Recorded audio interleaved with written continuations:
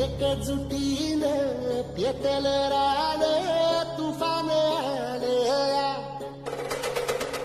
काळ्या भुईच्या भेटीला हे आभाळ आलया.